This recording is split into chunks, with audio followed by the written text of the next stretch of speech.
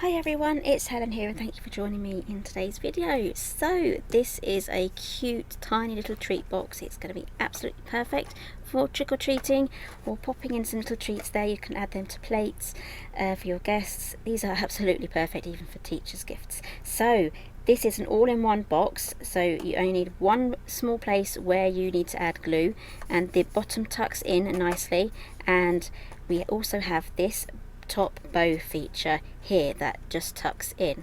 So let me show you how this works. It untucks like that and then it goes out like that, and then it comes undone like that, and then you can pop your treats in there, and I'll be showing you exactly how to put that back together once we make our box. So I'll show you the die set. This is the small bow lidded box die set. Now this kind of looks a bit like an industrial building with chimneys, but it's a really easy die set to use, and because of the size you're going to be needing a large format die cutting machine for this one, and you also get a choice here of trellises for the sides.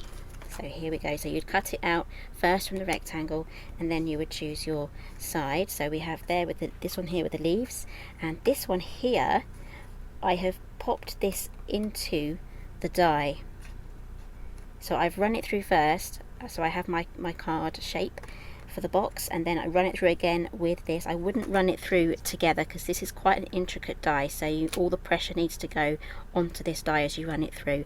These side lines here will interfere, but this is for cutting directly into the box, and you can do again the same with the leaf detail as well, or you can cut out your squares on your rectangles, run them through that way, and you'll have a mat instead. So there's loads of different things that you can do with this, and here I've even used some embellishment mousse here just to make the bow a little bit different. Okay, so that's enough waffling. Let's get some die cutting done now. So I'm going to be doing a Halloween version of this one because I have two autumn ones here and I'd like to have another Halloween one as well. So I am going to do some stamping directly onto this as well using the Halloween Fun die set. So as I said, you're going to be needing an A4 sized machine.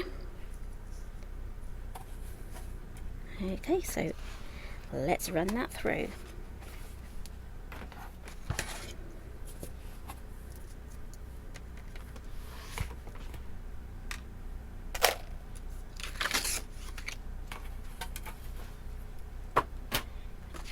Okay, so this is going to do all of the scoring and all these funny shapes here, so I'm just going to bend these round. Before we put this together, I'm going to choose a stamp to make a pattern.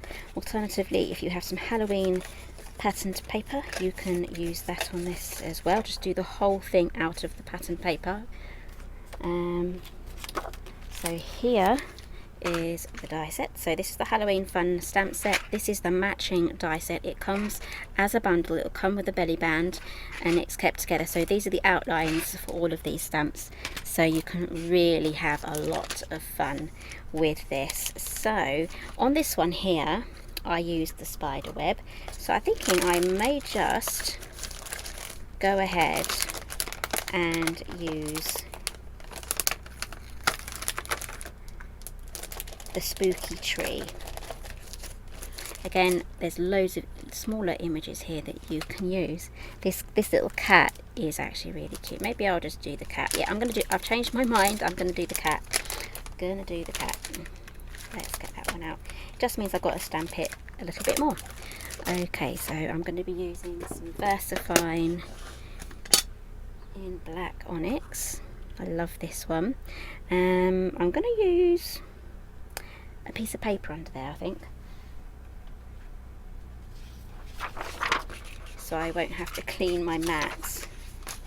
I do have a glass mat, but that's going to cause a lot of reflection, so I don't really want to do that because then you won't be able to see what I'm doing. So just stamp your cat all over. I pressed a bit hard there, so just be gentle. Again, don't worry about going off the side there. It all adds to the repetitiveness of the pattern.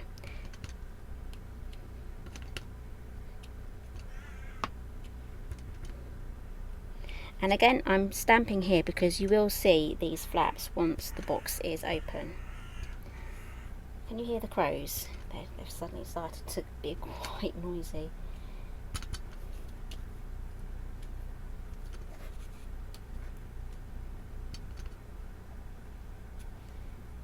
Okay, I'm just going to do a couple more just there.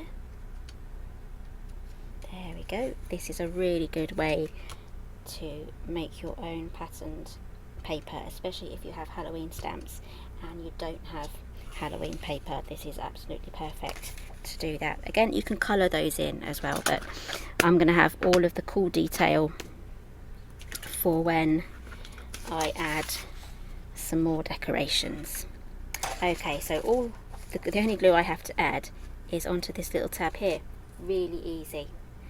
And then again, just re-watch this video for when I pop this together for the bow. Once you get it, you get it, but you may have to watch it a couple of times just to let it click.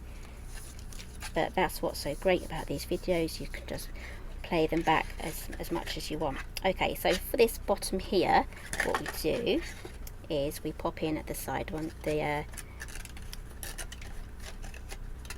U-shaped piece in first, then these two, and then we pop this one in underneath there. There we go. That is how that side goes together.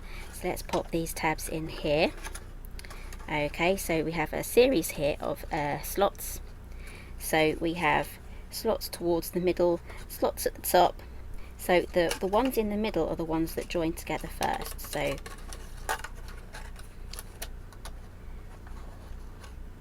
slide those together so we have something that now looks like that. Okay, grab your bone folder and then slightly curl them.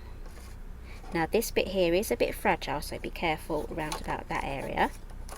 You don't want to suddenly tear that end piece off, so you should have something that now looks like that. Okay, so all we have to do now is take this first one. Now this flap here, it goes underneath the flap. I'm going to turn this around. So there is a slot just here, and the slot's just here. So this goes underneath, and then it slides through, just like that. Okay. And again we have the same thing again. Curl this under, hoping my fingers aren't getting in the way. Curl this under, and then that goes underneath there, see? And then that should line up with the slots, and then you can just slide that into place. And there we have a lovely Halloween box already. Lovely cat box there. That is going to look so sweet. Again, this lovely cat doesn't have to be for Halloween. Okay, so I've got these two pumpkins from one of my other projects. I could use those two, but I'd like to use something from this one here. So what should we go for? This one here I've used Spook Night, so I think I might just go for Happy Halloween. If you want to test anything, just take this out here and just pop it onto there. I mean, that will cover up the cats, but the cats will be visible everywhere else. So that might be a bit too big, so maybe I do like this Spook Night as well, so I could possibly do the Spook Night. And again, you can have your box either way. This cat's got a funny eye because I didn't stamp it properly, so maybe I'll do the Happy Halloween. There, yes, I'm just going to go for the Happy Halloween because that's what I went for first. That's usually a good indication of what you want, the first one. Okay, take my cat off. I'm going to need a baby wipe here.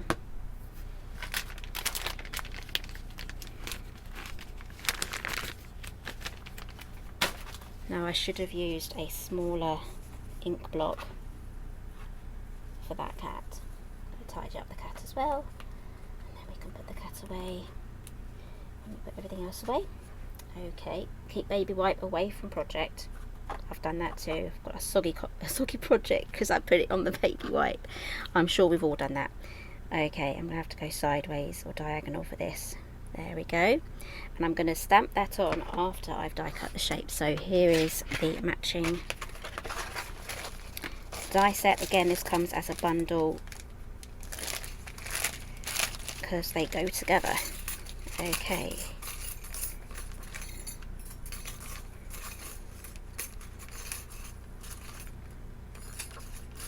Here it is. I'm going to be using purple here.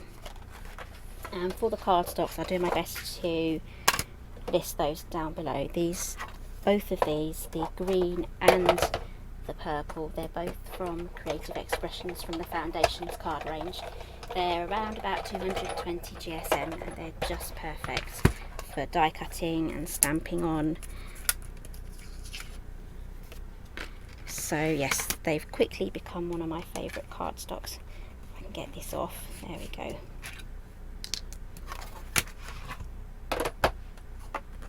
Okay, so we can do some stamping now. Let's get this the right way round. Do a quick dry run first, that's going to go on like that. Okay, VersaFine Onyx Black. I won't use any other black ink, I love this one. Put my nail in it. So if I didn't know about that, I could have put that on my project.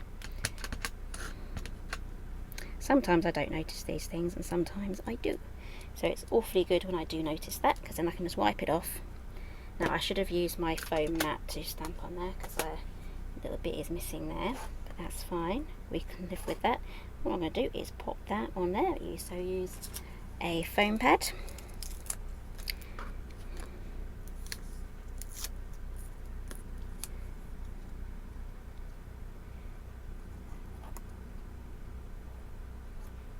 Okay, and there we have our cute little box. So again, if you want to watch this again, this has already got its memory now from being put together. So let's pop this together really quickly.